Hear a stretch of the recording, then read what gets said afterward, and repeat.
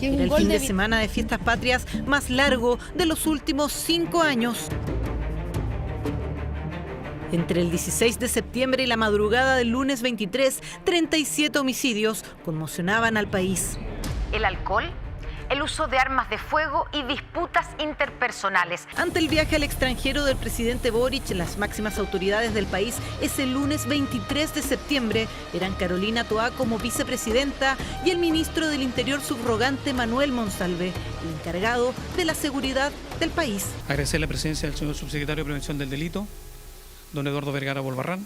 La vocería estuvo a cargo del entonces subsecretario de Prevención del Delito, pero no era él quien tenía que haber dado ese punto de prensa. Celebrar con seguridad. El señor Monsalve no solo le falla al presidente Boric, le falla a todos los chilenos cuando no llega a trabajar y además hoy día está enfrentando un juicio.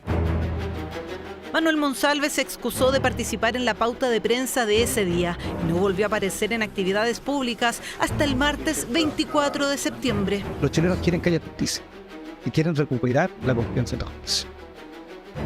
Y creo que no es bueno tapar aquí. Es mejor hacerse responsable.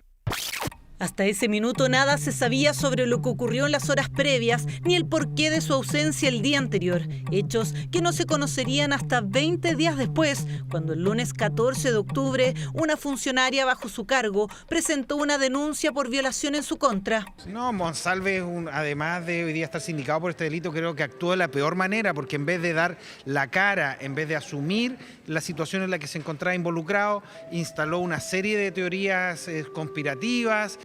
Según la investigación, el 10 de octubre, 4 días antes de que se entablara la denuncia, Manuel Monsalve, bajo el argumento de ser víctima de una posible extorsión, habría solicitado a la jefa de inteligencia de la PDI revisar las cámaras del sector donde transitó con la funcionaria, diligencia que se observa en estas imágenes, además de encargarle la revisión de su equipo celular.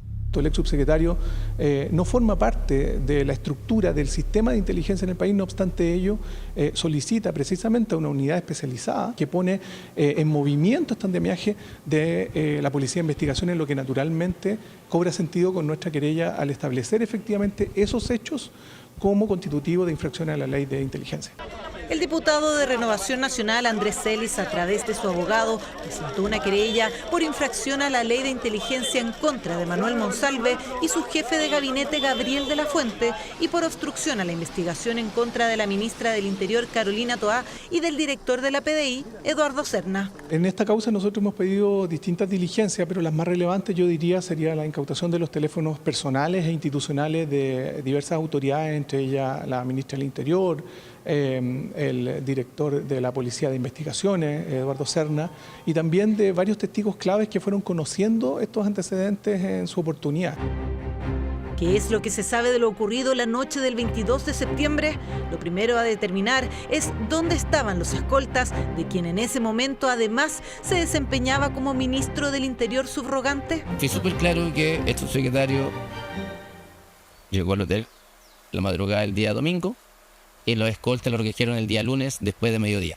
Según esta declaración, el ministro del Interior subrogante estuvo más de 24 horas sin protección policial.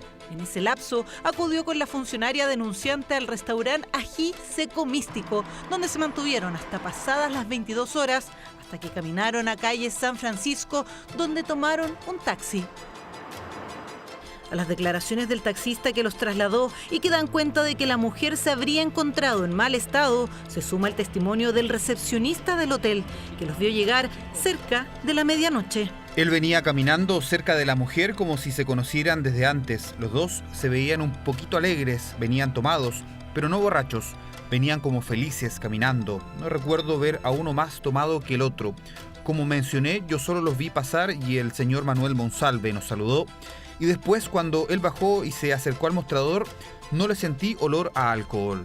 Antecedentes que forman parte de la investigación y que dan cuenta que quien era el ministro del Interior se desplazó de noche por Santiago Centro sin protección policial, bajo los efectos del alcohol, en uno de los fines de semana más complejos en cuanto a seguridad en el país. Yo sin escolta anduve muchas veces cuando era ministro del Interior, así que no, ese es un problema. La verdad, mire, yo no quiero hablar de ese caso porque ya está ante la justicia.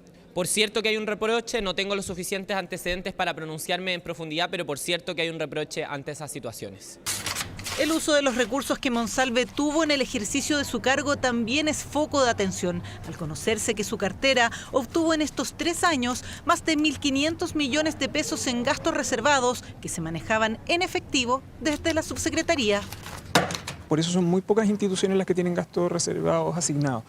Subsecretaría del Interior, Ministerio de Relaciones Exteriores, Ministerio de Defensa, solo se pueden vincular a los fines propios de la institución a la cual pertenece. Por eso la autoridad está obligada a rendir cuenta semestralmente a la Contraloría. Si hay un gasto indebido, además hay un tema de responsabilidad personal. Este antecedente se vuelve relevante cuando en la audiencia de formalización se conoce la boleta del restaurante que muestra 8 pisco sour tamaño catedral y algunos alimentos por un monto que asciende a 118.000 pesos pagados en efectivo. Mismo medio utilizado para pagar 40.000 pesos al taxi que ambos tomaron por un viaje que tuvo 2 paradas y que en total no superaría los 8.000. Nos hemos enterado que él pagaba muchas cosas en efectivo. Y por otra parte que manejó 1.500 millones de pesos. Yo creo que se tienen que tratar de abrir las cuentas bancarias del subsecretario Monsalve y ver efectivamente comprobar, ojalá, que no haya habido ninguna contaminación de gastos personales con gastos que son de la cartera. Hemos pensado, digamos, en una ampliación, naturalmente, de la querella que hemos presentado, que alcancen efectivamente delitos funcionarios y delitos que se vinculen con características de corrupción.